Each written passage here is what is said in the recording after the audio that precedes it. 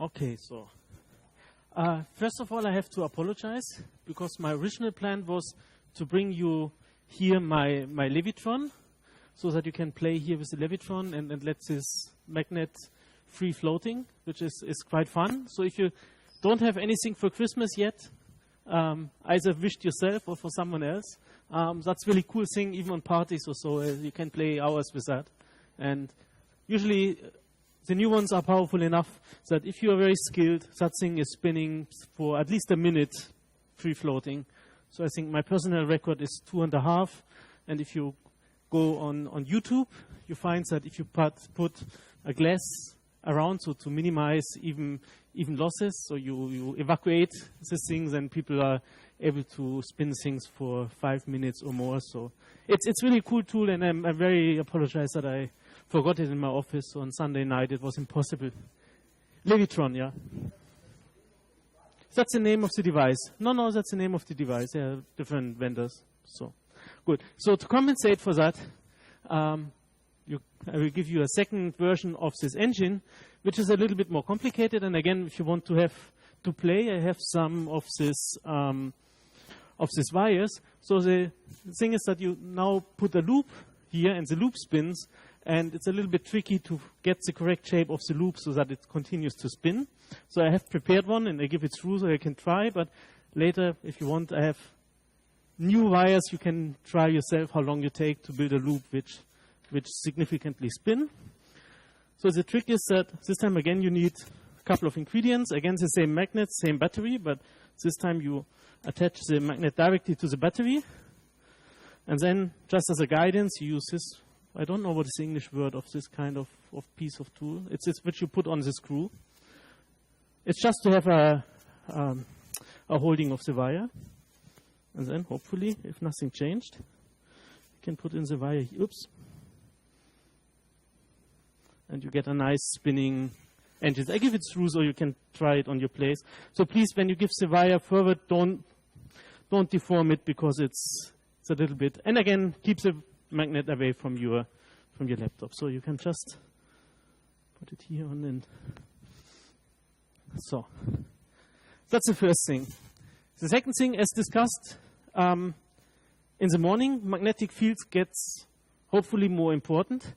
And after a chat now at lunch, I feel obliged to tell you the story, how you might recognize that. So as in my case, working on magnetic fields and cosmological simulations, you have basically two conferences you regularly want to attend. One are cosmological conferences, where it's about cosmological simulations. And the other one is conferences about magnetic fields. Okay, so now you apply with your MHD in cosmological simulation, cool stuff, to these conferences, and you figure out that, okay, if you apply to cosmological simulations or cosmological conferences, they look at that and say, yeah, magnetic fields, So at the end of the day, your talk is for sure on Friday in the last session of the last day of the conference, okay? You apply to magnetic field conferences, where people are doing this beautiful plasma physics, stars, sun, and whatever. I say, look, cosmological simulations, So again, your talk is at the last day in the last session. So I'm not joking. 95% of all talks I ever gave were Friday, last day of the conference, last session. Okay, but the good news is that if I now look back the last, let's say, 3 years, I think more than half of the talks were not on Friday, but on Thursday. And even in one conference, I got completely shocked because I got used to that, so I never checked the conference schedule before I go there. And I know I have the whole week to prepare the talk, so don't worry. And I arrived on Sunday night, and someone told me, oh, you're talking tomorrow. What do you will talk about? I said, what? So getting more popular sometimes also causes problems, okay? So, and as you see here, cosmological simulation with magnetic field. It's not even Thursday, it's already Tuesday, and it's the last lecture, so I think it's really going on. So don't worry, it's a nice field, and it gets more and more recognized, okay? So this last lecture now will be on including magnetic fields in cosmological simulations. And preparing that, I found it quite difficult, because I wanted to give you, on one hand, again, strong motivation. So you will see a couple of things which you saw before, but just emphasizing maybe a little bit different details. Then I wanted to give you a short overview over some pioneering work, some first work, just to give you an idea how this whole story and how these ideas are developed and grown up in the community. Then I want to show you some of the nice simulations we and others did on the origin of magnetic fields in cosmological structures. And then I, of course, want to show you some of our cluster simulations. And it figured out that when you go through that, you have 4 times where you always start at the beginning, because you, again, want to start with the first work. So I apologize for that we will reset within the lecture 4 times. We will reset to start and start from the beginning. But was the only way to sort things out. So as a motivation here, that is what I presented on one conference, to be a little bit more provocative. So what I call the Galaxy Cluster Bermuda-Triangle. So it's this kind of relation between, as I already tried to emphasize, between magnetic field, your velocity field, your turbulence, and your cosmic rays. And all of them are interacting, and basically you have to include all these different channels here and think about what means what to understand. Historically, it's quite interesting. So first of all, there are, as I said, these radio halo observations, right, which I already explained are pointing toward turbulent acceleration of particles. But if you look back in literature, then already in 1958, so we have a very early recognition, there are even a paper by Burbidge, which on terms of our galaxy says that if you have these magnetic clouds still moving individually with some random velocity against each other, then they will accelerate particles. So that is kind of turbulent acceleration. And then, as I showed you already, for example, radio observation of the coma halo, where you have it observed at various frequency, and you see the spectral shape of the coma halo, already indicate again that there has to be an acceleration process, because you see this bending, which is usually a clear sign of cooling. And there's a nice paper by Schlickeiser in 1986, where he made very simplified models for that. And okay, nowadays we know that maybe these models are not 100% correct. We would do it differently. But generally, the idea is quite nicely.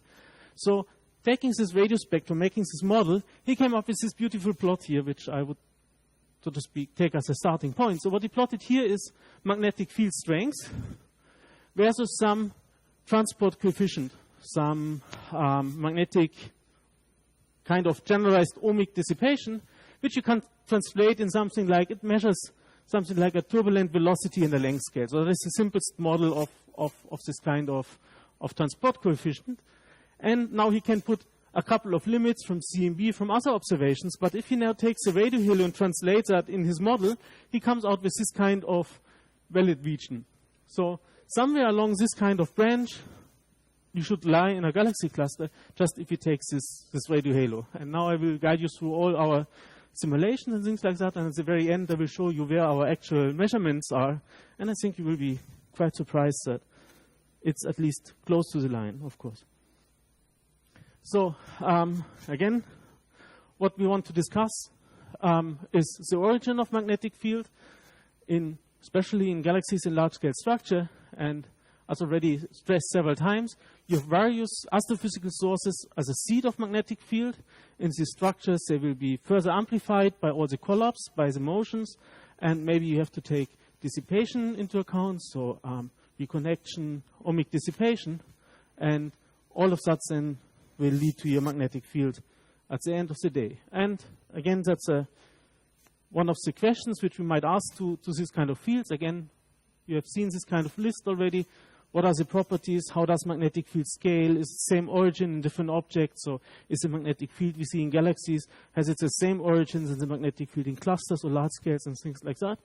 And of course, we can compare that to observations. And again, I showed in the first lecture this rotation measurement and radio observations, which is constraining our knowledge on magnetic fields. Now, if you do simulations, I several times stressed that turbulence is quite important. And turbulence is these kind of things which starts to be numerically quite challenging. So that is a slice through a velocity field of a simulated galaxy cluster. That's taken from a work of us in 2005. And always there, we realized that if you want to study turbulence, our SPH code was not performing very well. So we have to work on it. And the reason why it doesn't scale very well is that the standard SPH code has a very large artificial viscosity for numerical reasons. So you have to really improve that and build in models for your viscosity where you can reduce your overall numerical viscosity substantially. And if you do so, you see that you get much nicer results. So again, the lines here are the flow lines. So the center of the cluster is down here. You see some kind of trail of a merging cluster.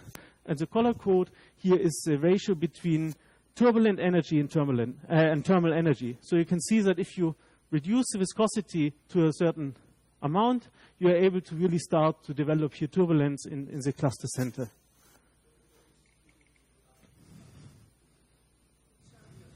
That's real simulations.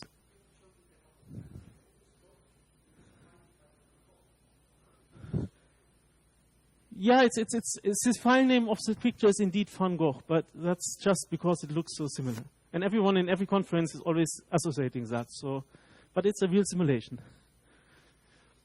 Okay, so that is apart from SPH. But if you look at simulations which are using Eulerian grid and adaptive mesh refinement to study turbulence, then you also see that also there you cannot just do it out of the box. You usually have to be very careful.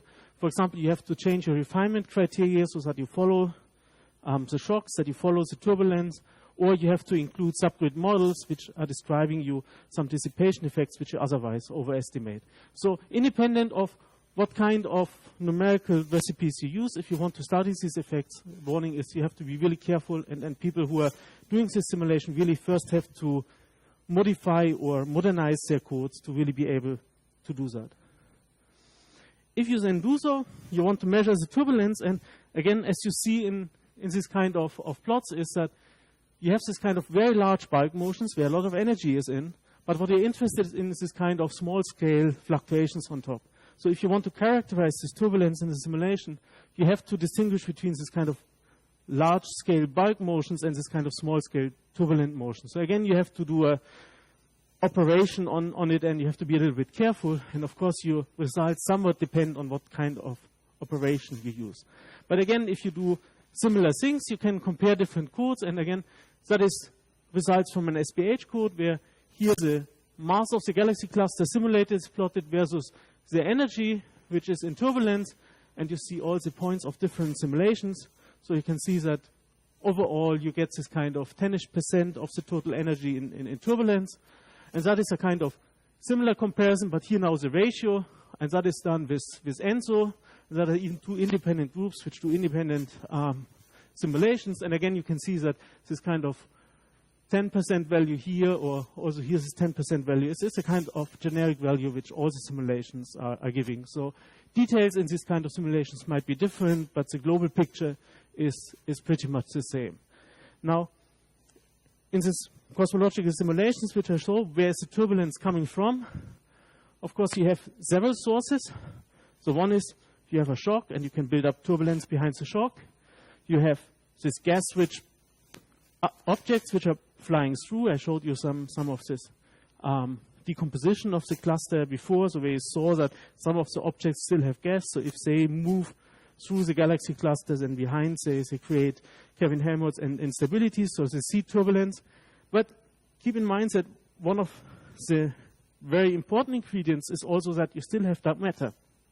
So you have this potential, but this potential is perturbed. It's not spherical. They are substructure, and they permanently move in respect to your ICM. So even the passage of normal substructure in form of galaxies within the dark matter halo is inducing some turbulence, and they induce some turbulence in the outskirts, but also when they pass the core, they really excite the gas core to slosh.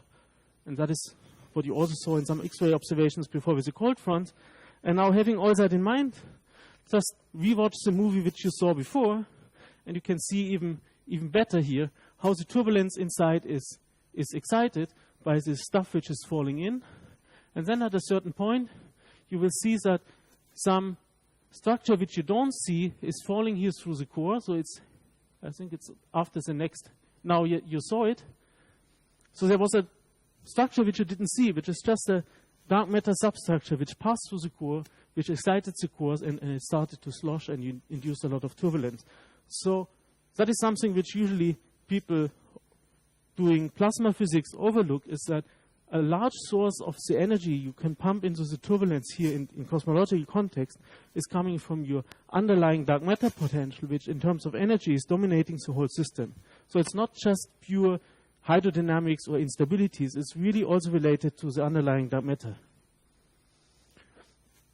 Now, again, one comparison here, that is the amplitude of the velocity fluctuations versus the length scale, and that are, the red lines are obtained from 4 SPH simulation of galaxy cluster. The blue line are 4 AMR ENSO simulations. And the green dot here is a simulation of yet another code, which is called Fearless, which has the subscale model of turbulence.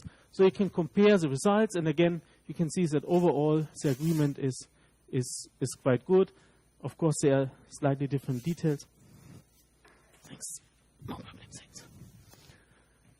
So again, different code gives pretty much the same answer. And again, so to speak, this kind of accelerations, and if you apply it to particles, then lead to the different phenomena, so which you can study. But again, this slide you saw now several times. So, but again, just to remind you. Okay, so you are now in this kind of network, and you want to study all these kind of connections. Now, what are this kind of pioneering works, or how does all this idea of amplifying magnetic fields and things like that was discussed in the past? So there are some very early work where people looked at just cloud-cloud collisions and how that is amplifying magnetic fields. They were looking at how radio bubbles were rising in clusters and thereby amplifying magnetic fields. But I think the first real detailed study here was just applied to galactic winds, where people looked in detail in Kelvin Helmholtz instabilities with MHD and with non-ideal MHD in that case already, to see how the amplification is. And then people applied that to clusters in terms of merging and large-scale structure. And I will just briefly show you some of this kind of very early result, which in nowadays terms looked like, in quotes, ugly from a numerical point of view, but I think it was quite inspiring. So that is, for example, a simulation 2D of a Kelvin-Helmholtz instability, so two flows which are shearing. What you see is the magnetic field. You can see that in this whirls of the magnetic of the fluid, you bend the magnetic field, you stretch it, and you amplify it. And the typical time scale for galactic winds is, if you plug in these typical numbers, is something like several times 10 to the 5 years. And if you look then at the evolution, you see that the magnetic field can be amplified by a large amount by several factors of tens or so within this time scale. So that was then the first indication that this kind of very strong magnetic field in galactic outflows can be just the result of the normal magnetic field of the galaxy processed by the shear flows in the outflows. Now we can apply that to galaxy clusters, where this Kelvin-Helmholtz timescale is 10 to the 8 years. So again, you see that if you have a merger and you drive this kind of instabilities, you have plenty of time to amplify stuff. And that is one of this first simulation where that was done. So that is a binary collision of two galaxy clusters done with the code Zeus at that time. And so the subcluster is falling in here, and you see a density map, temperature map, and magnetic field map. So you can see that in the beginning of this merger, you stretch the magnetic field lines, and if the merger is proceeding and it's realizing, the stretching is turned into kind of turbulence, so it takes longer than the first core passage until the turbulence can finally kick in. But then if the turbulence is operating, you amplify this magnetic field, and you get this chaotic magnetic field structure. And again, locally you get very large amplification factors here, and also of course, authors noted already that that also depends on the resolution. So as higher you resolve things, as more and more amplification in the small scales you will get. Again, that is even a global increase of the magnetic field by factor of 3 is observed. So there's the idea that with a merger you can amplify the magnetic field in the whole cluster just by that process already significantly. Now, that is a simulation which I did in '89, so I'm sorry for the very bad movie, but that was one of the first cosmological MHD simulations performed at all. So you see again 2 galaxy cluster here merging. Again, you see the gas with color-coded the temperature. You see this kind of merging event here, and you can follow the magnetic fields through the merging.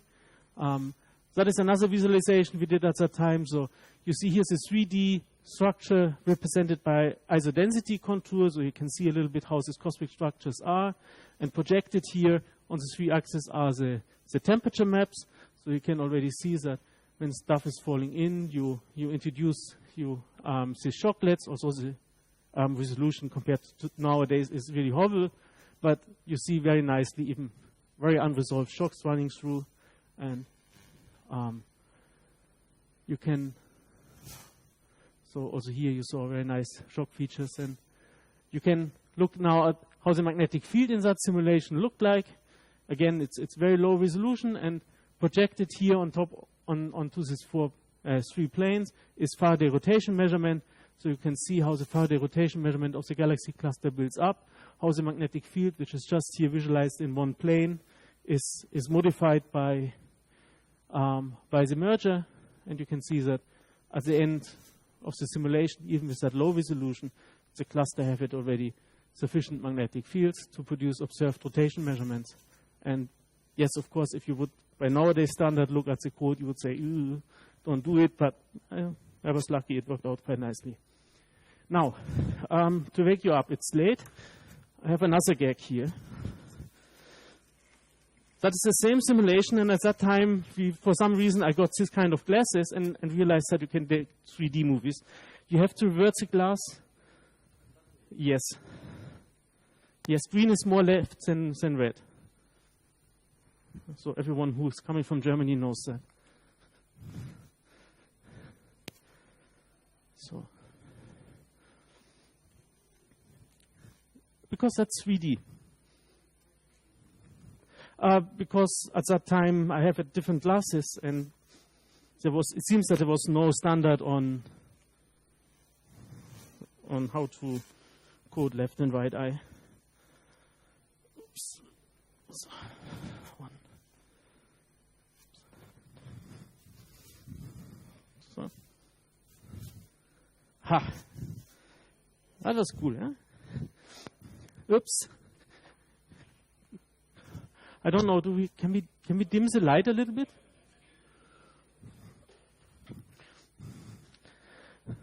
So what you again see is the same simulation. Here you see velocity streamlines, which again is very difficult to track in an SPH code. And here you see the magnetic field lines, and you can see that the velocity field obviously is still much more regular than the magnetic field, because magnetic field is still more complex. But at the very end of the movie, you even see that this kind of whirl which you saw in this velocity, which is driven by the merging, is leading to kind of very filamentary magnetic field lines you see at the end. So now you have this very beautiful whirl here in the velocity, which is driving magnetic fields, and at the end you see that you have something which at least looks somewhat like MHD turbulence with this filamentary stretch here. You see very long magnetic field lines, so at least there's some hopes that it's not completely numerical dominated, because otherwise you wouldn't get this kind of features. So again, I apologize for the quality. That is from '98, so at that time it was quite cool. Yeah, please. Okay, so please give back the glasses, because I think they are not longer produced, so it will be difficult to find new ones. I got a prize for that on my PhD hat, not for the movie, but when I ordered these glasses, I figured out a company would sell that, but they only sold it in 500 pieces packages, which was already big. But then surprising was that if you buy one 500-piece package, it was the same price than you buy 4 500-piece package due to the pricing policy. So I was clever. I bought, of course, 4. But everyone who saw that I bought 2,000 of these glasses thought, So I got a prize for that, not for the movie. Good.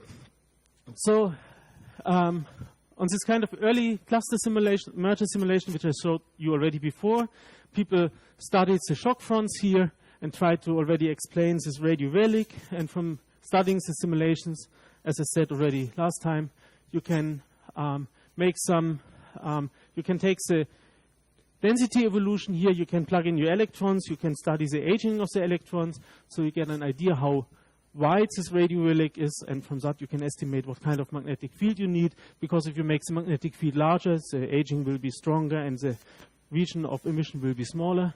So they came up with already 1 microgauss estimate here in this relic, and as I told you, there are now even much nicer observations which come to similar conclusions, maybe a little bit larger depending on what solution you take.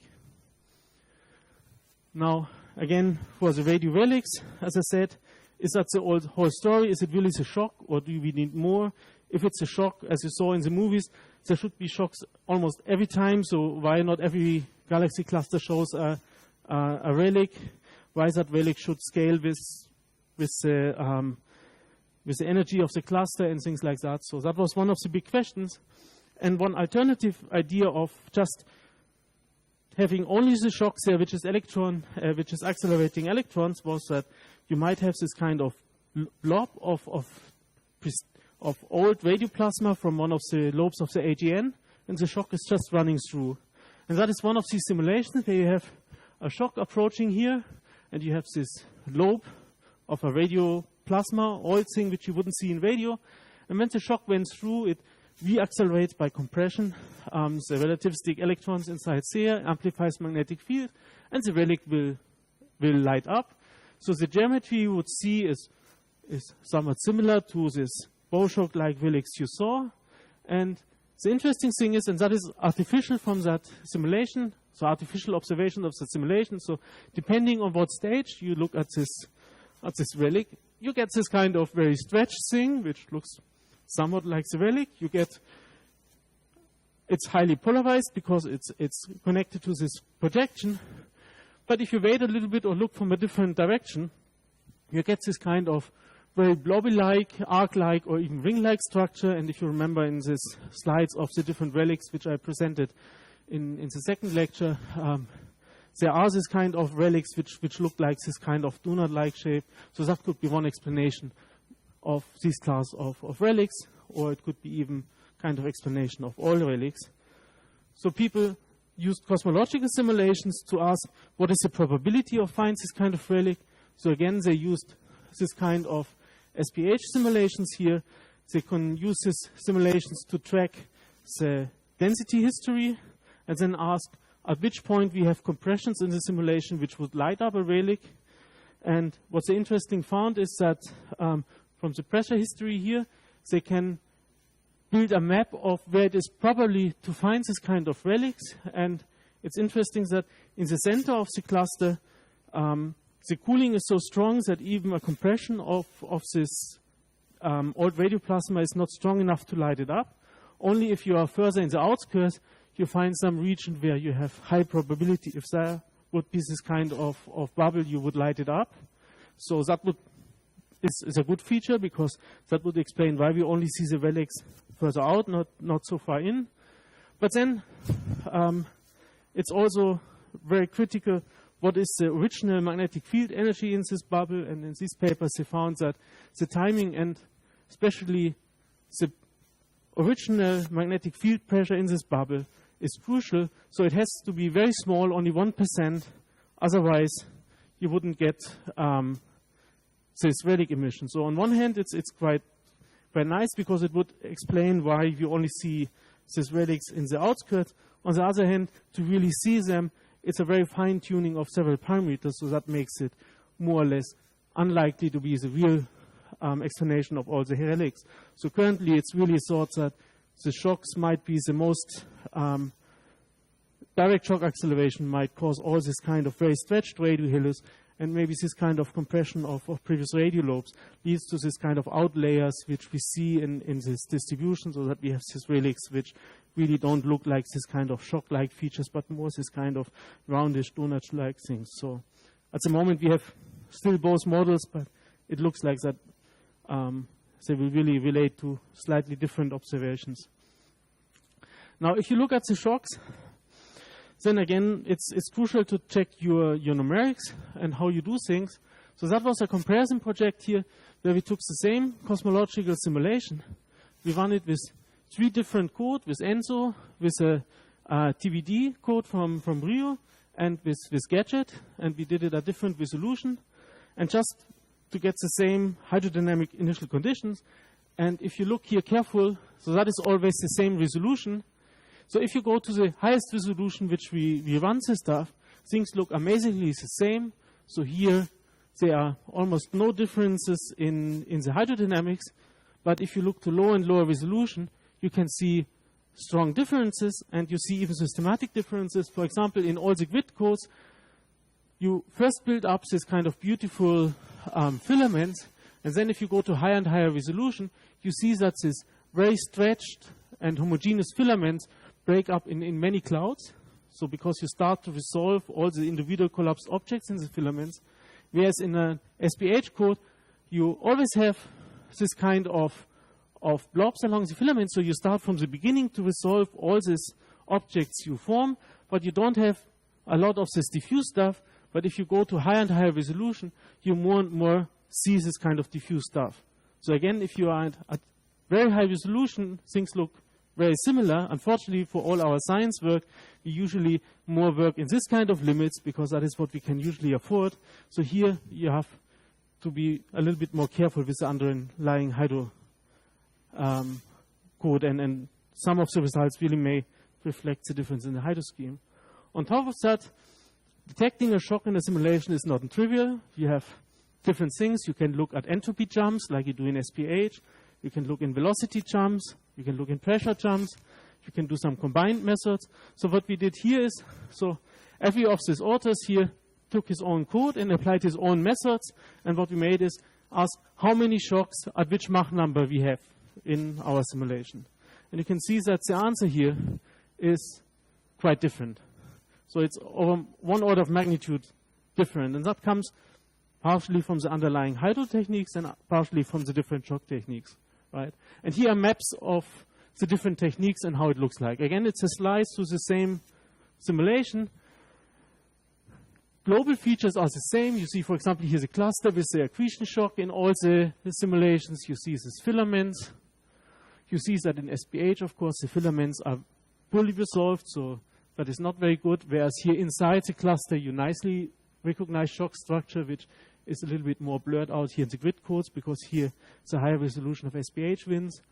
And what we then did is we used one of this method, namely the velocity jump method, and applied it to all simulation as a post-processing. So here, for example, is that code, that simulation analyzed with the velocity jump method. You can see that it gets already more similar results than the other simulation which used that as a default. And again, if we plot the distribution function, now here in this range which is of interest, the curves overlap much better.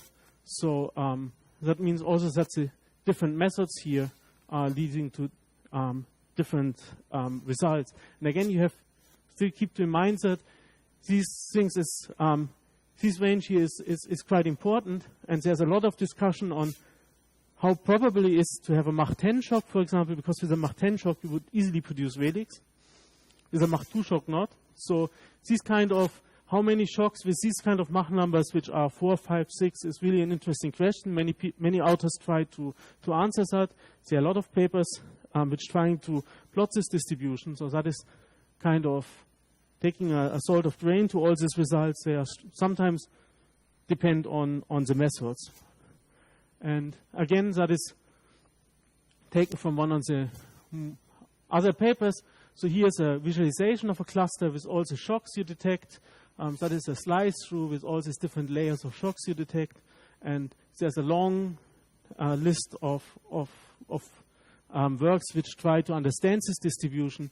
And again, here's an example where the number distribution of shocks is plotted, and again, distinguish between external, which is this accretion shock against the cluster atmosphere, and internal shocks, which are the merger shocks. So, and again, the interesting range is here. So it's very important to understand these things better. And again, as you see in this large number of authors which do this work, it's really still not settled. So it's still time to do work on that and to improve results here. And as a last thing, again, here just to show you one result of these things. So what is plotted here is the efficiency with which you accelerate cosmic rays in a shock. So again, here's the Mach number, and here's the efficiency of the acceleration. And again, you see that here around this 2, 3, you start to get some efficiency of accelerating cosmic rays if there are already some present. If there are no cosmic ray presence here in the red curve, you see that below Mach number of 2, you don't accelerate at all. Again, that is an example why that is so important and why it is so difficult to study that. Good. So switching a little bit topic, now really going to MHD simulation of structure formation.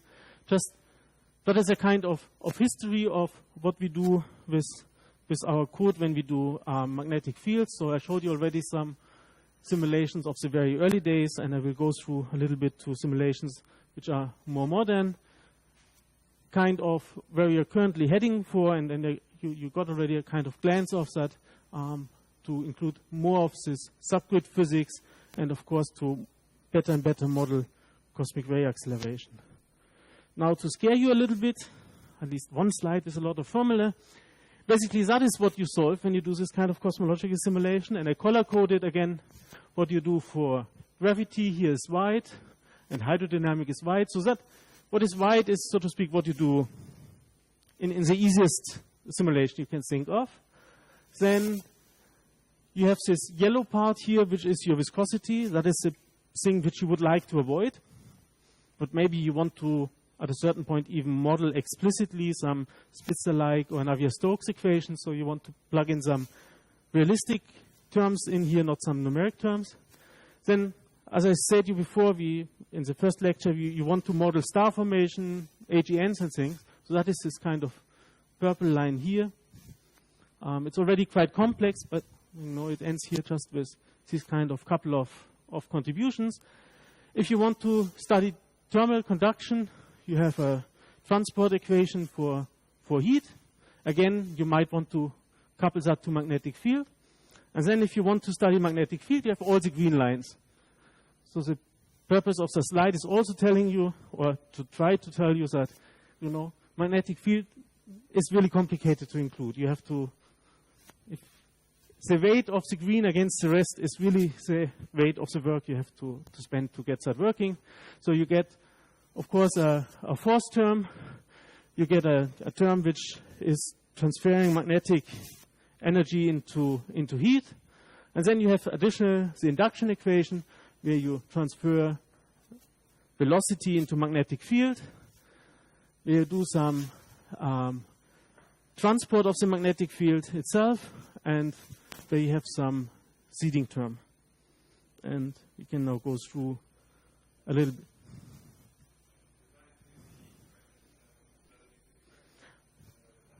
No. Okay. So again, every of the green lines, if you write it out, how you really would do it is a slide for itself. And I have one example later, just as an example. But basically, every green line will explode in an own slide if you would write it down properly. So that is just the principle. Now, just to give you an impression, and I know that a couple of people here doing simulations on how this evolves in quality, so you have to check your code. So what is plotted here is a simple one-dimensional shock tube problem. Of course, it's computed in 3D, but the problem itself is a 1D shock tube problem. And you can plot density, velocity, energies, and the magnetic field. And you can see in red always the theoretical solution, and overplotted as black points is the SPH solution to that problem. And you can see that that is basically reflects what we roughly did in 2005. So basically you get all the main features quite nicely in this kind of shock tube problem, but still you have a lot of noise, and if B error is on percent level still.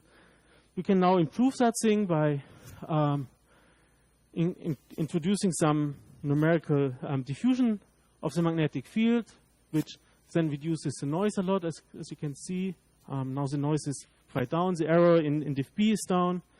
You can even go to some internal of the SPH, like how you do the estimates, so you can go to higher order kernels like the quintic kernel, or even some what is called Wendland kernel. So here you take advantage of something which you know already, usually in signal processing quite well, that when you do this kind of kernel averaging, you want to construct a kernel which is not only compact in real space, but also compact in Fourier space, and that is this kind of kernels here, so they reduce the noise.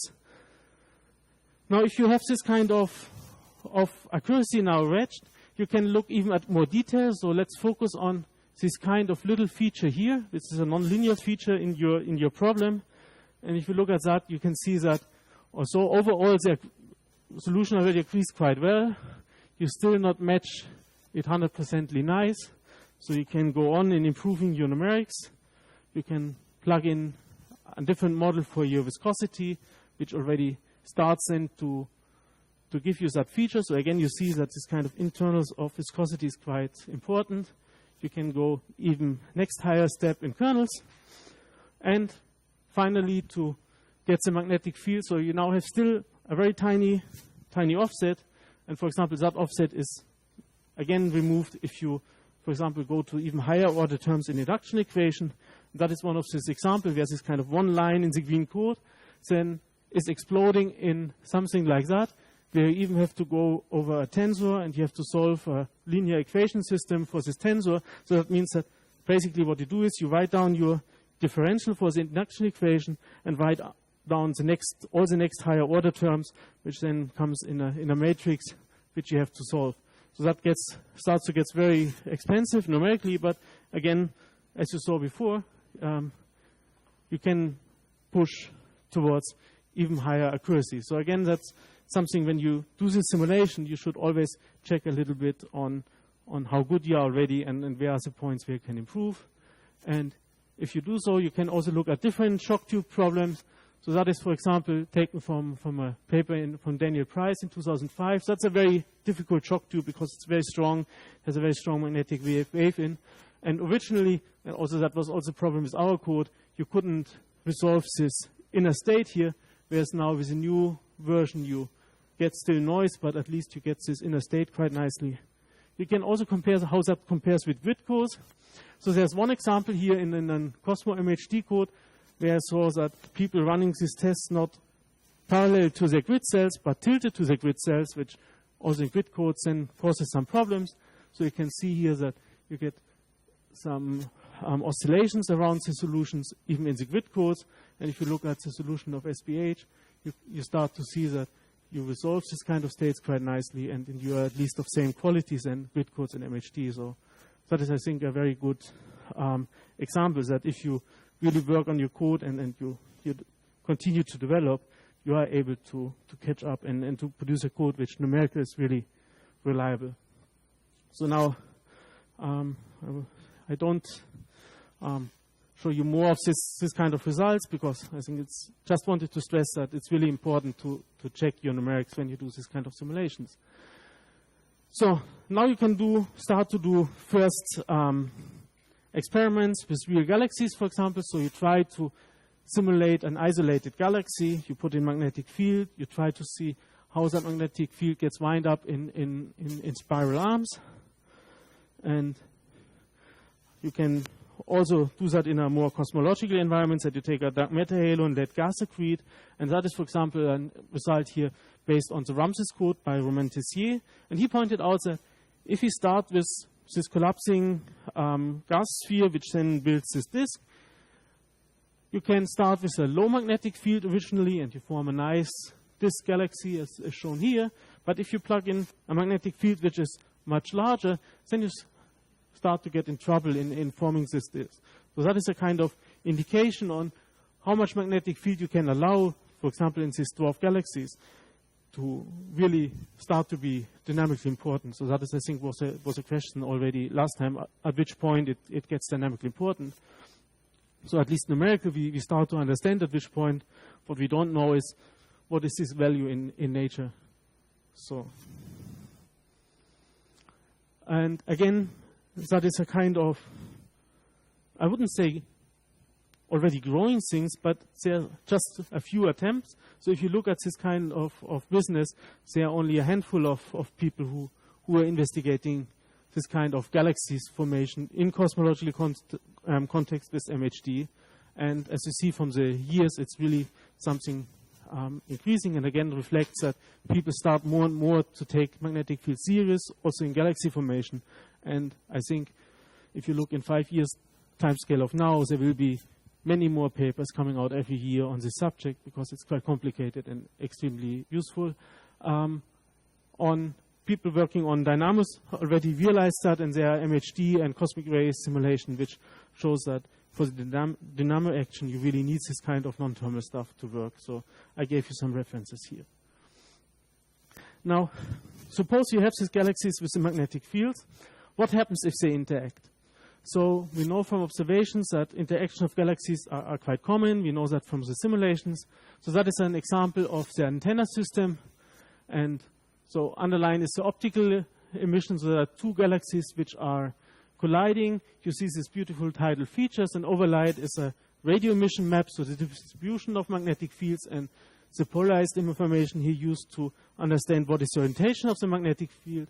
And you can see that you have this kind of bridges here in the tidal tails where you have very ordered magnetic fields, so that has to be related to this kind of interaction. And that is one attempt here to simulate this kind of system where you throw together two galaxies and you look how the magnetic field is distributed, and try to make radio maps, which are the contours here, and even polarization maps. And the interesting thing is that these kind of simulations start to be able to resolve that, and you can see that you get this kind of tidal feature where you get ordered magnetic field. I can show you a very low-tech movie of that. So that is the collision of these two galaxies, and the magnetic field gets amplified and stretched in this kind of collisions. And the interesting thing, if you look at the magnetic field in these galaxies, you can start these two galaxies with various different levels of magnetic fields. So you can start with a very low magnetic field, or you can start with a very high magnetic field. And if you would just let the galaxy evolve, nothing much would happen. So the magnetic field would stay here. So that's a test run. And even if you have this high magnetic field, it's overpressured, so the galaxy will expand a little bit, settle down to a magnetic field, and stay constant. So nothing will happen in this simulation. But then if you let the two collide, you drive in this collision, you drive star formation, you drive turbulence, and you drive a lot of velocity field. So that amplifies the magnetic field, and independent of what you start with in your original simulation, you end up with having very similar magnetic field. So that is one very interesting aspect of this cosmological structure formation, that in these collisions, in general, you always drive the magnetic field towards some kind of equipartition with the turbulence. And independent on what value you plug in, you will end up with a very similar value later. Oops, wrong direction.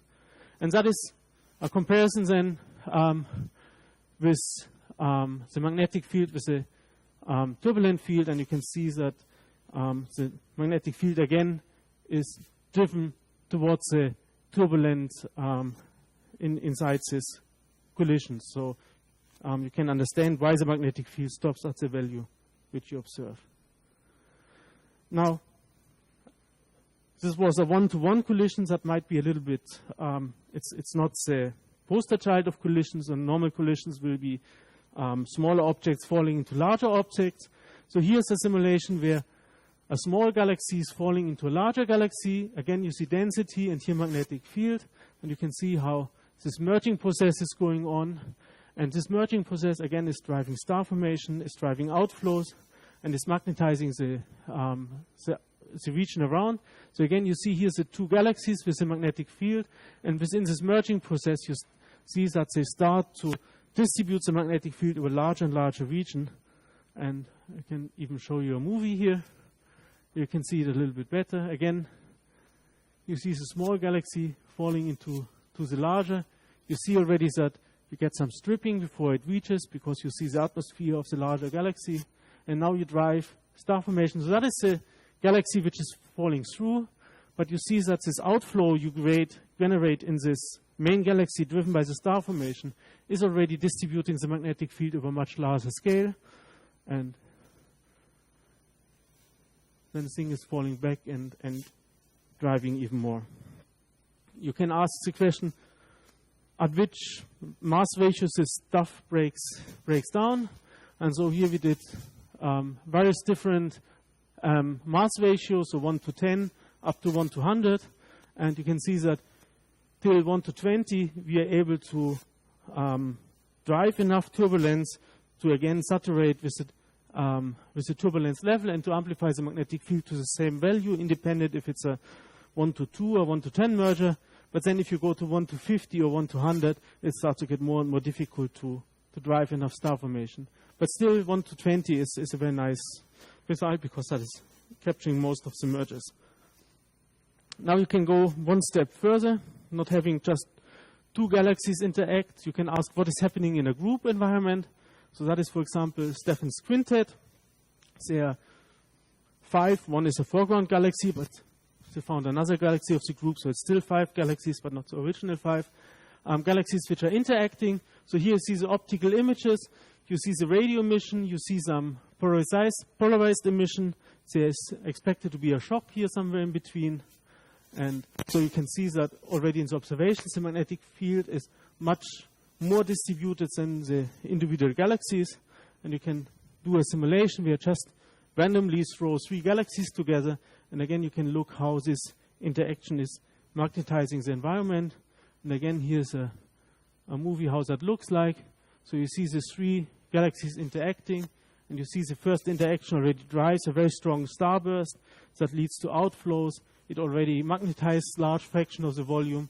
And then ongoing star formation is providing even more magnetic field. And again, green here, the color here is the magnetic field. So you can see how the magnetic field, which was before in these individual galaxies, by this process is driven as wind into the larger scale.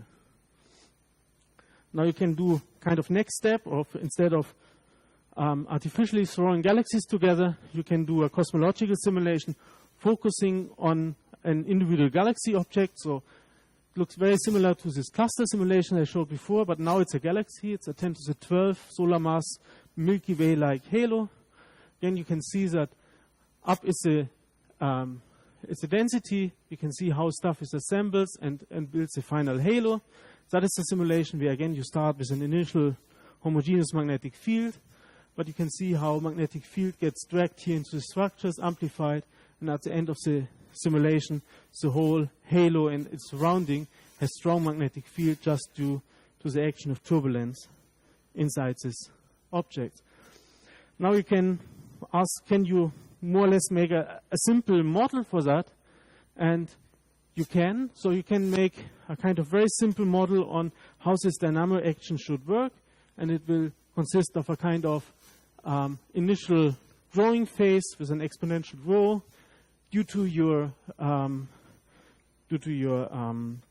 dissipation, you run at a certain point into an equilibrium, and then expansion of the universe will even slightly dilute your things.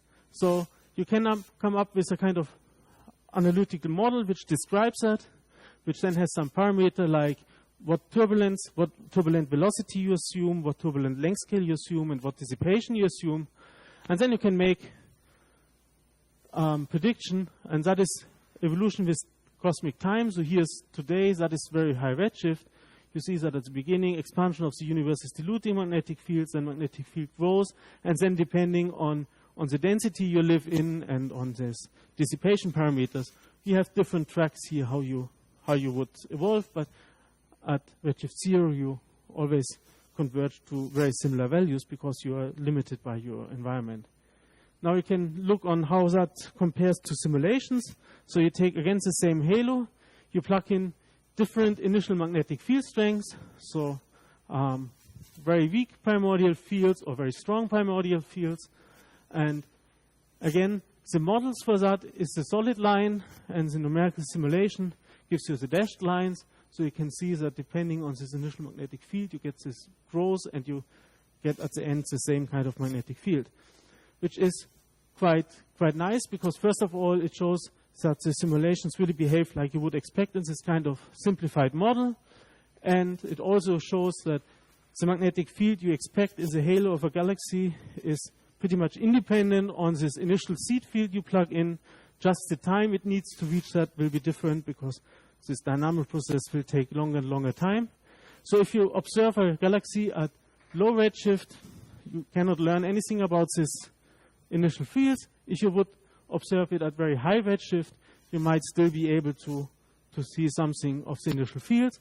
But on the other hand, if you want to do prediction at high redshift, you're strongly depending on whatever magnetic field you plug in at the beginning, right? Which is a kind of very unpleasant situation. So can you circumvent that to have this kind of artificial initial conditions? So instead of starting from a primordial field, you can ask, what about if you couple directly the magnetic field to the star formation? As I told you, you have the star formation model, which is telling you how much stars at which time are created in every volume element of your simulation, and you can calculate from that how much supernova are going off. And observationally, you know supernova have a magnetic field, so what's about plugging that into the simulation?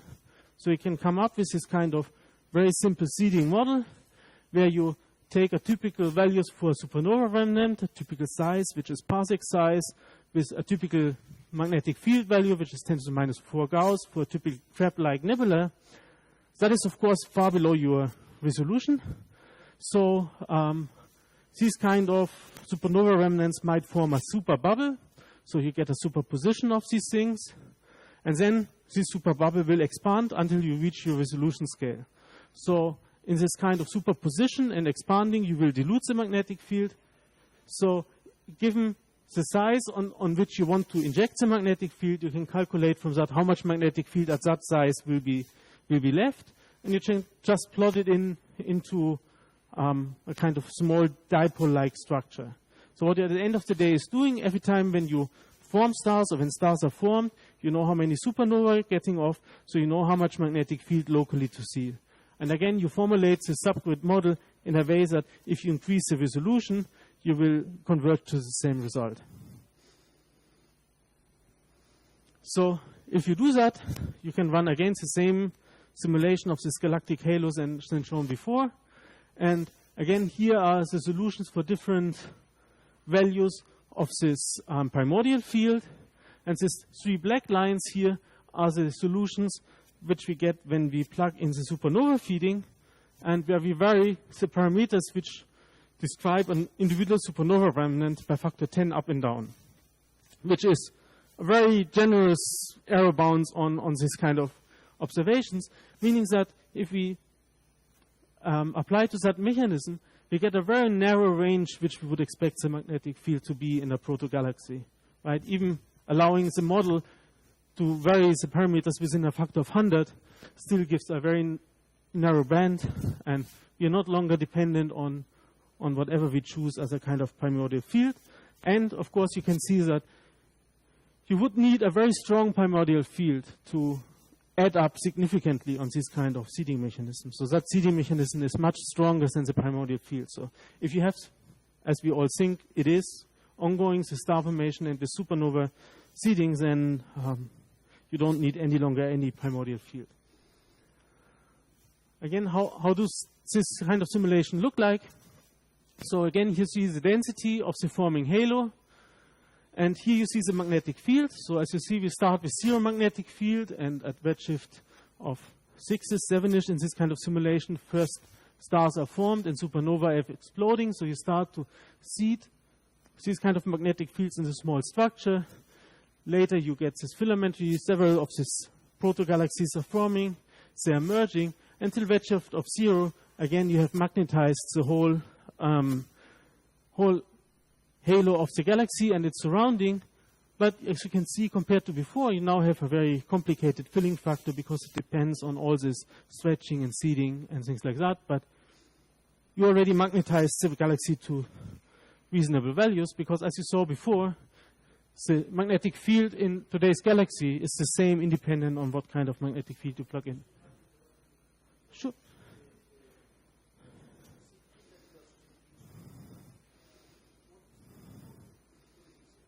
It's a dipole, so we just inject a dipole.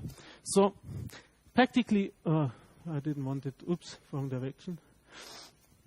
So basically, sorry, we inject the dipole for this first process where we build a superbubble out of individual supernova. Yeah. Well, as it is a kind of continuous seeding process, we choose the direction of the dipole in the direction of the velocity, no, of the acceleration. Just to avoid that between different time steps, you completely revert the dipole. So the dipole is somewhat frozen in a certain respect to the Lagrangian of the particle.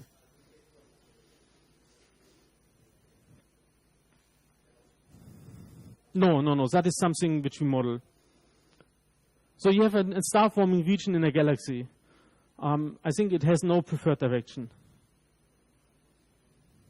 So we gamble one direction by its velocity or by its acceleration. I think we even take the cross product or so. Just to take something which is random, but it stays the same for each particle over significant time. So just to avoid that we seeding dipoles at every time step in complete different direction, because that will wipe out.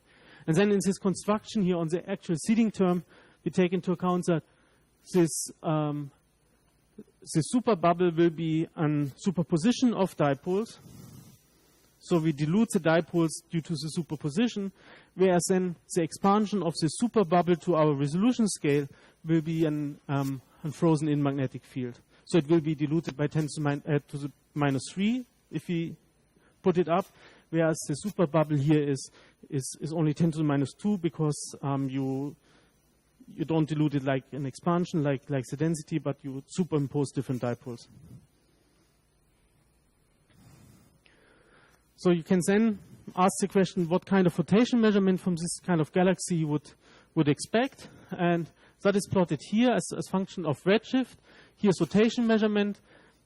And the colored region here is, if we take this rotation measurement maps here of the galaxy, we're asking how much, what is the probability to find a rotation measurement of a certain value. So that is the median, and that is the 10, 20, and so on percentiles. So that is reflecting, so to speak, the capturing of our halo. And overplotted is a bunch of observations of halos and proto-halo galaxies. And you can see that this general trend that at redshift of 3 we have this kind of rotation measurement of order 1000 is quite nicely reflected.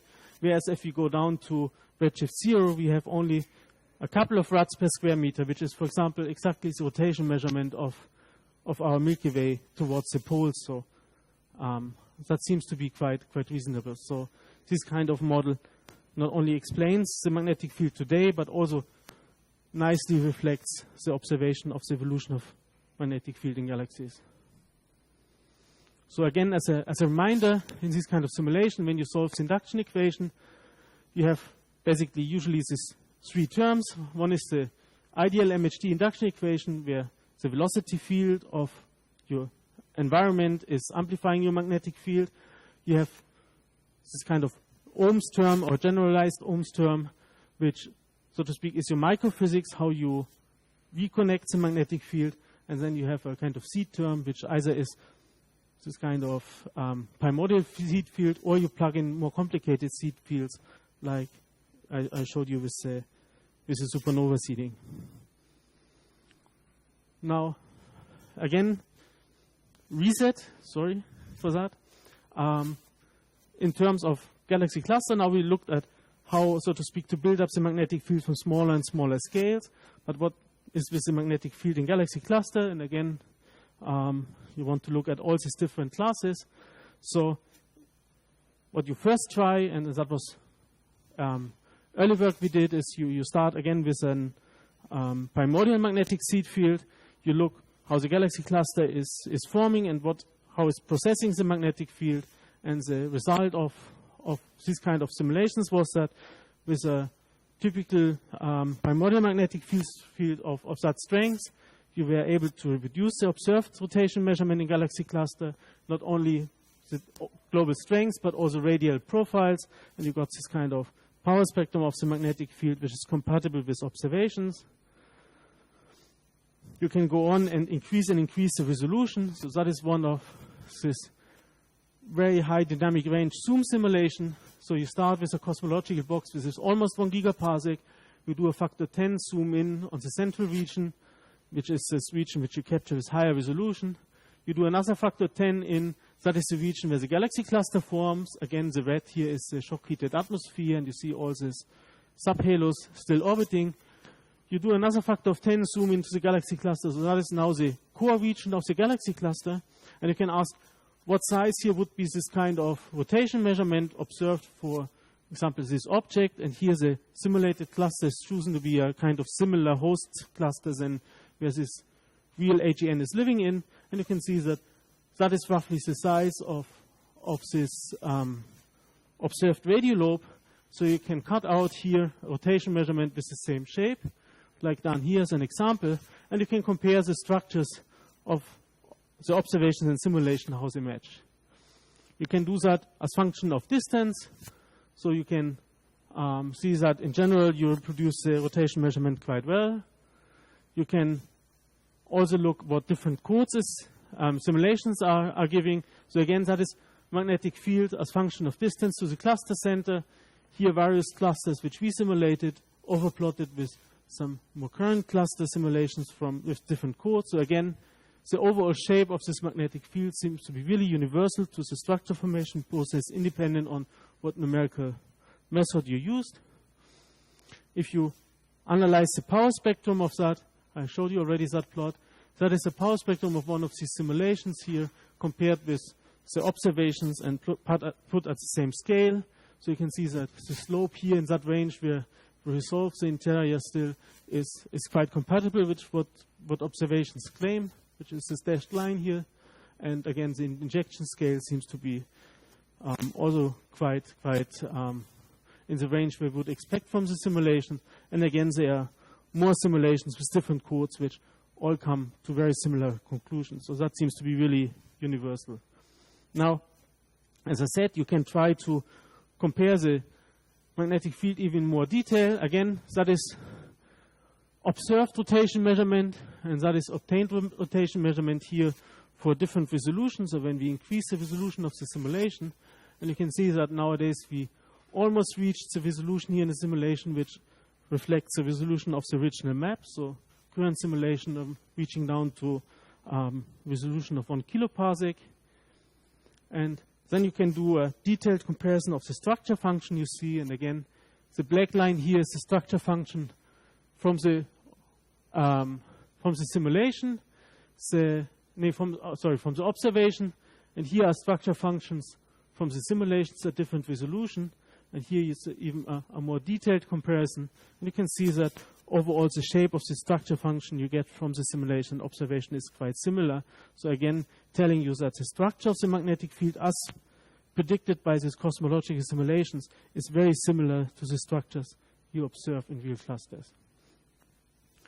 Now, as I said, these galaxies produce a magnetic field and might pollute the environment. So can we map that to this kind of cosmological simulations? And that is one of the simulations I showed already also at the first lecture.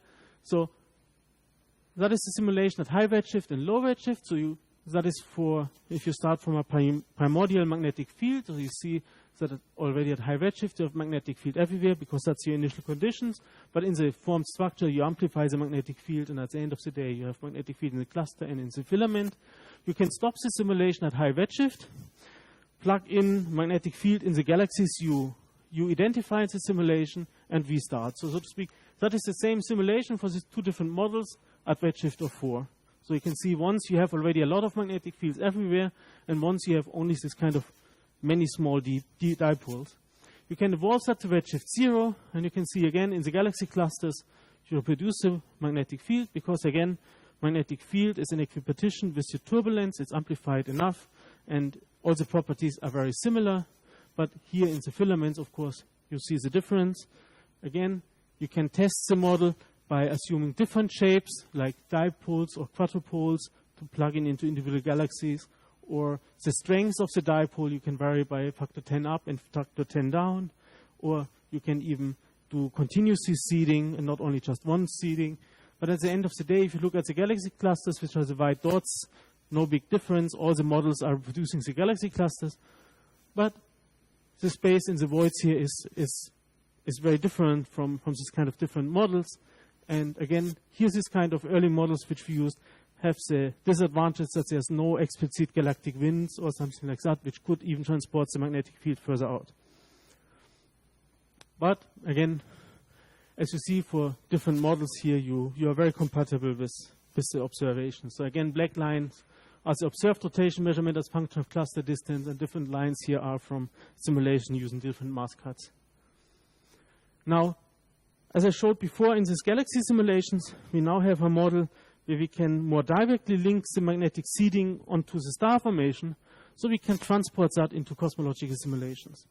So instead of doing the simple things which I showed before, now we can do a real simulation where we link the star formation to... Why doesn't restart? So left is shown again a slice through the simulation where here's the density shown, so you see how the structure is forming, how the filaments are forming, clusters are merging, big voids are appearing. And on the right side there's a magnetic field. And again you see that we start with 0 magnetic field in the beginning. Then first galaxies are forming, star formation is going on, supernova are going off, we see magnetic field. And you can see how this magnetic field then is transported within the structures and a little bit blown out by some winds which we develop in the simulation. But still, so to speak, the voids here stay quite empty from the magnetic field. So that is the first kind of simulation where this kind of effect is really introduced dynamically. So that is basically no free parameter any longer, right? So we just take the magnetic field which we observe in a supernova remnant and plug in depending on how many supernova remnants we expect. We can then again make rotation measurement maps and X-ray maps. And as shown in previous lectures, there's a correlation observed between rotation measurement and surface brightness in X-rays. That are all the data points here taken from literature. And the lines here are from individual clusters in that kind of simulation. And the nice thing is that the simulations naturally produce this kind of correlation. And the even nicer thing is that this simulation now is the first one which also include cooling and star formation. So we not only probe here the non-cool core cluster, but we also probe here the higher density regions in the cool core of the cluster. And if you look where the sources are there, that is now the extension of this correlation, including cool core sources. So for the first time, we are able to probe even these high density regions, and even there we get the very nice correlation reproduced. Now, as I said, one of the challenging things is also to develop a subscale model for all the transport processes. So here's a very simplified model for magnetic dissipation for this ohmic-like term. So again, in principle, this dissipation term has two terms here. One is the Coulomb term, which would be the classical ohmical term, which in this kind of plasma, due to the collision rate, is quite small. If you would plug in Spitzer-like value here, it's quite small. But you have also a turbulent part. And that turbulent part you can just in a very simple way estimate by a turbulent velocity and a turbulent length scale, and this typical 10% of that. That's a kind of canonical value. And what we did is we selected here 24 galaxy clusters in a very large cosmological box. So that is really massive galaxy clusters. So because we wanted to compare with COMA. So if you want to have this kind of 20 COMA-like galaxy cluster, you have to go to a box size of almost 1 gigaparsec here. So you have a handful of galaxy clusters which you can compare to COMA. And now you run them with MHD. That is still old initial conditions, so not the supernova seeding. And you can look what is the magnetic field you predict in these simulations depending on this subscale model for the ohmic dissipation. And you see that if you look for different values of this ohmic or ohmic-like dissipation, you can find if you have not enough dissipation, you overshoot this, the shape of the magnetic field in the center. But if you have a little bit of this deconnection in the center, you start to get a very good shape here. So if you, the overall value of magnetic field is always fine, but if you look on details on the distribution of this radial profile, it turns out that you have to have a certain amount of dissipation. You can compare that more detailed. So that is here all 24 clusters, the profiles overplotted, so you see general trend and you see the scatter. You can calculate, so to speak, the median of that and a scatter around that are the blue lines, and you can compare that with the best fit value you got from the COMA observations, and you can see that these values are very nicely within this band. And if you wouldn't include this kind of small amount of dissipation, you would get a more steep profile here in the center. So that is something where you can start to learn in detailed comparison with observations a little bit on this kind of transport coefficients inside clusters. And again, you can here plot the mass of your cluster and the mean magnetic field. And again, that is the scatter of all these points. And that is the observed COMA value. And again, you see that the overall value here fits quite nicely in. And you can see already that if you take the 24 most massive of 1 gigaparsec box, you have already a couple of clusters which are slightly less massive than COMA. So again, that's the reason why if you want to compare to real massive clusters, you have to push this kind of simulations to very large volumes, which again put you in strong, you have to be very efficient because you have a very large dynamical range to solve. Last note also here, because that was discussed in cluster physics the last years quite heavily. What happens to the transport of heat when you include magnetic field? Because you get this anisotropic conduction. So this year we have a master student which looked at that problem. So you can formulate the heat transport equation in the presence of magnetic field. So you get the coefficients for the heat transport parallel and perpendicular to the magnetic field. You can calculate these quantities from your plasma model from the magnetic field. You can plug that into a simulation, and here's some results which are extremely interesting, I think. So that is a cluster with just normal cooling and star formation temperature map, and that is the same simulation just with isotropic heat conduction a la Spitzer, with 1/3 of Spitzer, which is kind of canonical value, where you see that if you have 1/3 of Spitzer conduction, the temperature map already looks quite smooth, much more smooth than observed ones. So that's the reason why usually no one includes thermal conduction in simulations, because although the overall properties of the cluster gets better, the details here in the temperature maps are getting worse. We can do the same thing with MHD. So that is cooling star formation and MHD, and that is with still isotropic conduction. And again, you see the same things, that temperature maps get too smooth. Now, if you run the same thing with your anisotropic conduction, that is this result the student got, that is the temperature map, and you can see that also you get a nice temperature inversion here in the center, and you get also a nice temperature plateau here. You still keep all the structures inside the atmosphere. So that looks very much like in observations where you have these beautiful temperature structures observed. So here it's really, you cannot do this heat transport without doing it in the proper way, including magnetic field. Because if you would just do it isotropically, you get a very bad answer.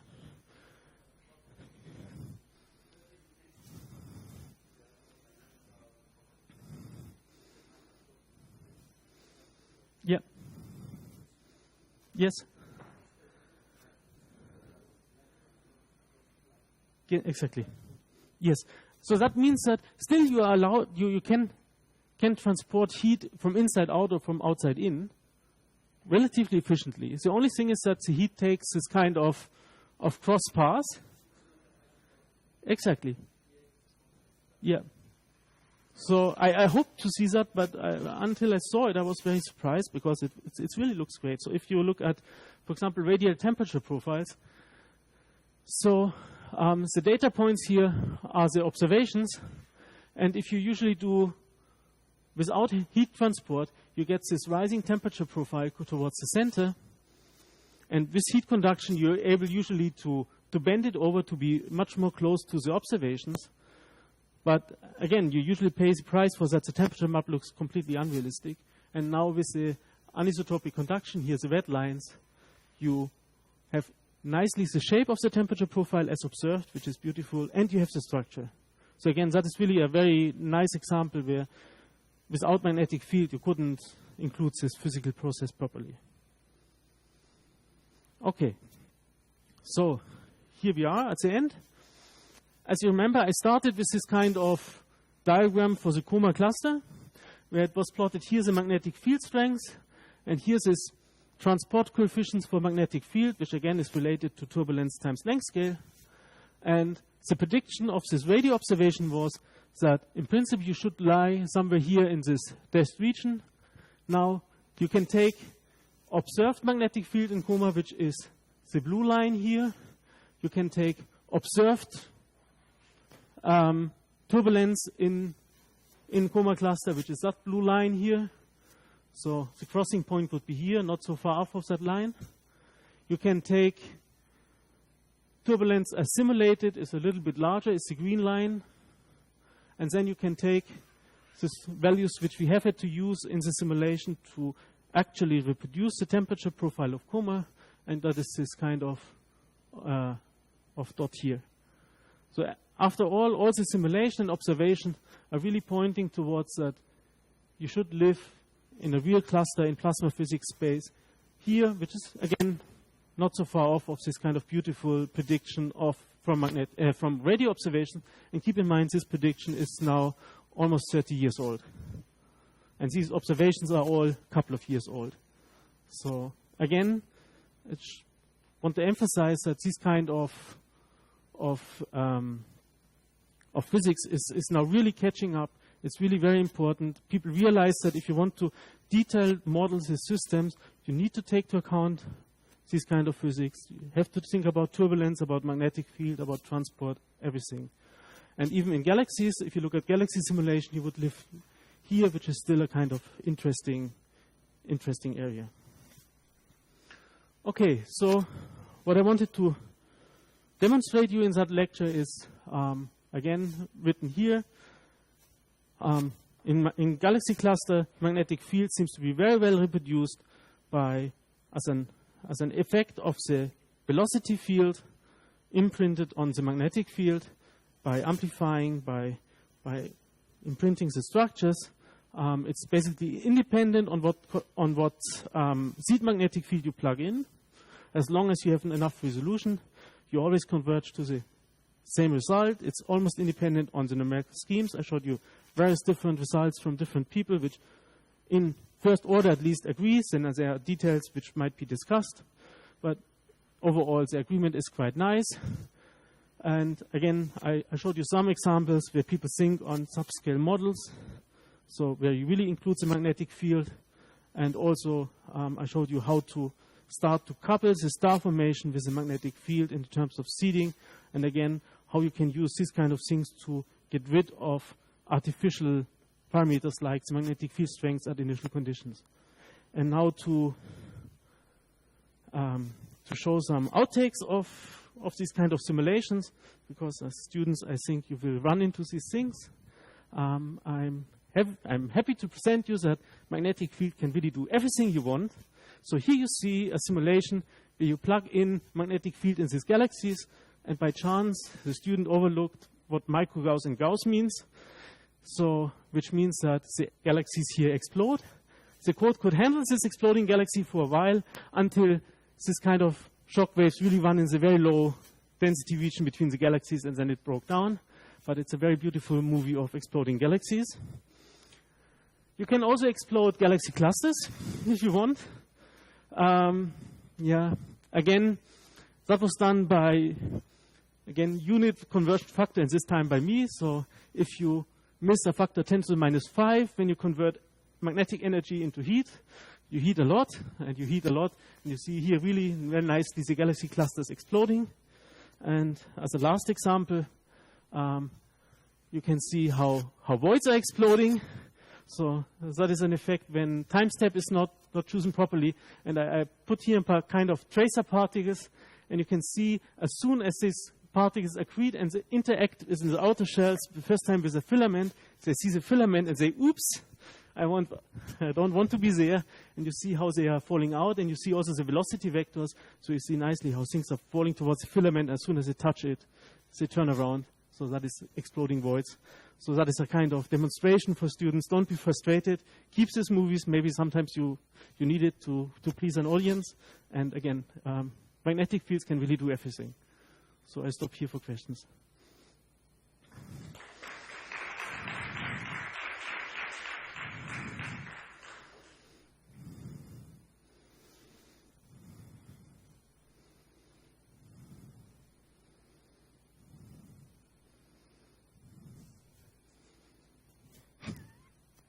I think it's quite late. Everything is still processing lunch in Yeah, no.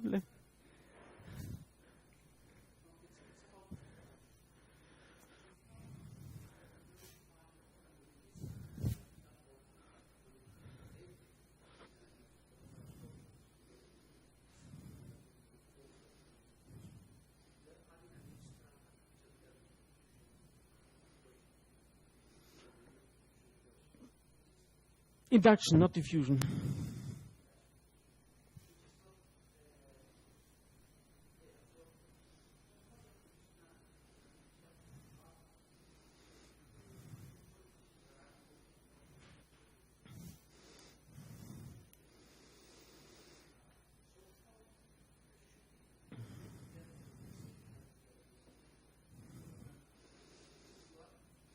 Well, yes.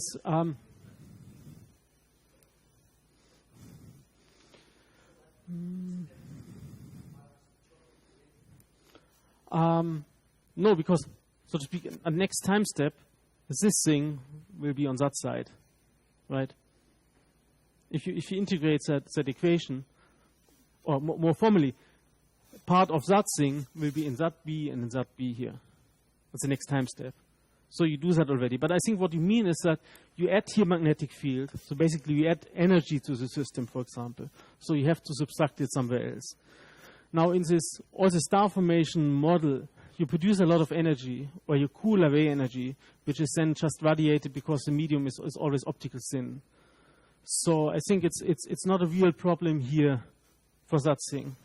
So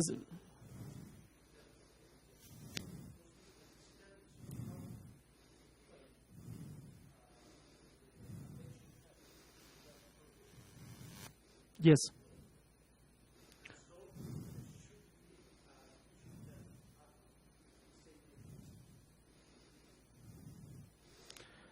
No, because the diffusion term should be resolved by the simulation. Because when you have all these outflows here by, let me see if I can find this, where it is.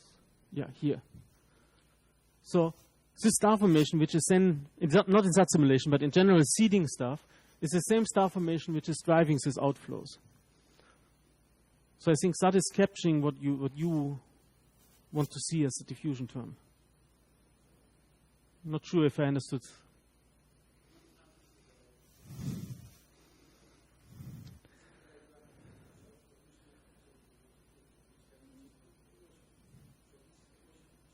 Oh yeah, but that's a general problem of MHD, right? If you go to ideal MHD, you have no source. But in astrophysics, you have sources. You have Biermann batteries, you have dynamos, which then amplify that field.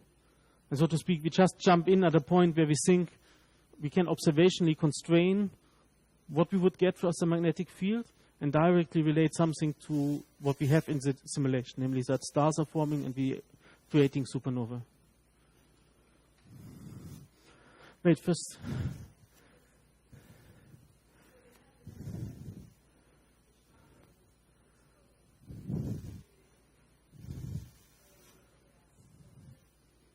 Yes. That is these outflows you see in galaxies.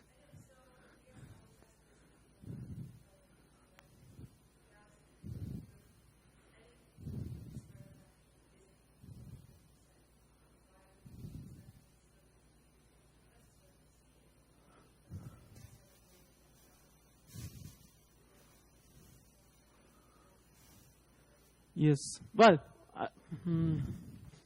I'm not sure if you see it in long term. No, I haven't done. But in general, if you maybe looking at magnetic field is a little bit. I think I'm going in the wrong direction. No, I think here you may see it better. So you transport magnetic field outside, but the medium in which you transport it is very thin. Look, that is density.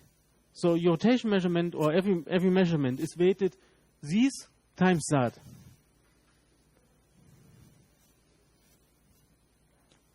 Well, that's a thin atmosphere in which the galaxy sits from the beginning, and you transport the magnetic field into that. So what I want to say is it's not a lot of mass which gets ejected from the galaxy. But that little mass which gets ejected transports the magnetic field.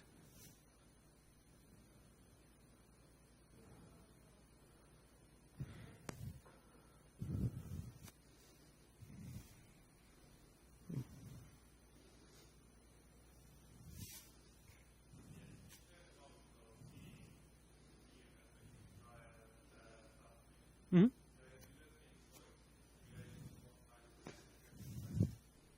Zero?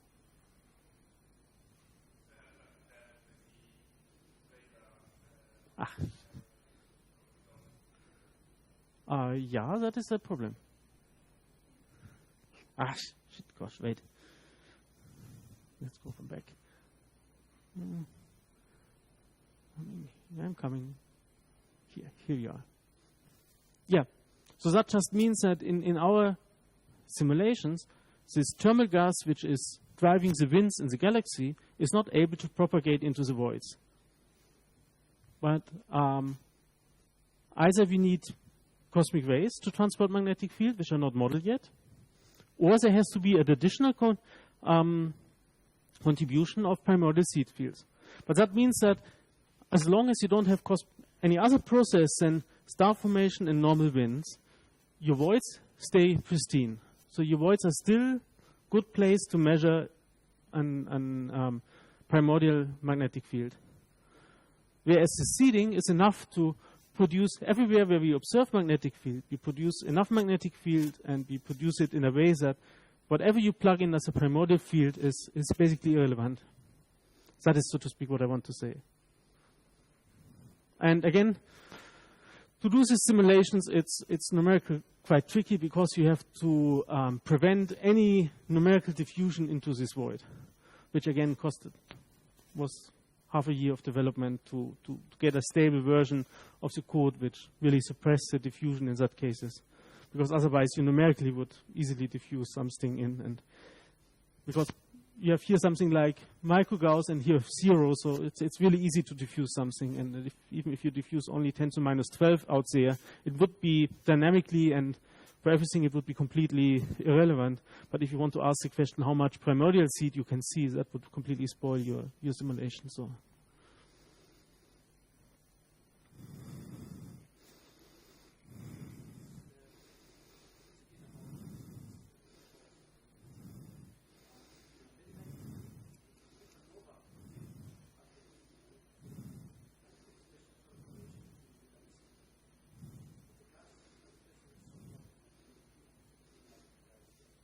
that's the old argument that if you look in the intercluster medium, you see metals and you see magnetic field.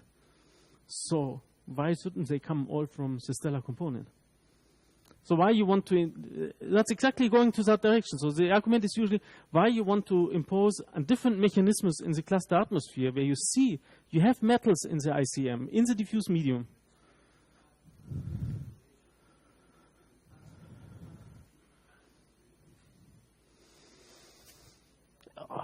I would say so. I haven't checked in detail, but yes.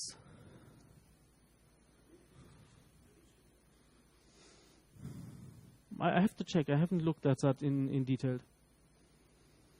But I would even think it might be more correlation between magnetic field strength and star formation, current star formation rate. Because otherwise you have all the terms of mixing and...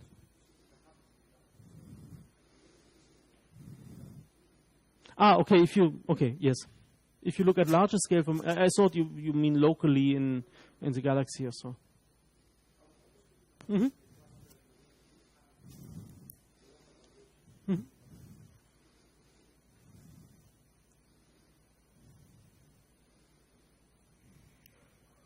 Oh.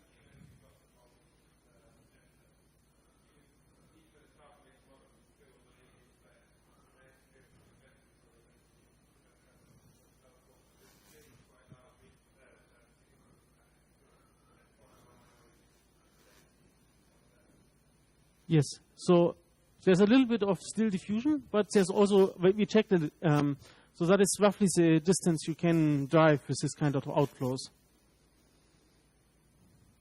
So I wouldn't insist on this kind of exact scale, but a good fraction of that scale is made by the real outflow, by physical transport of material. And then on top of that, you have a little bit of diffusion.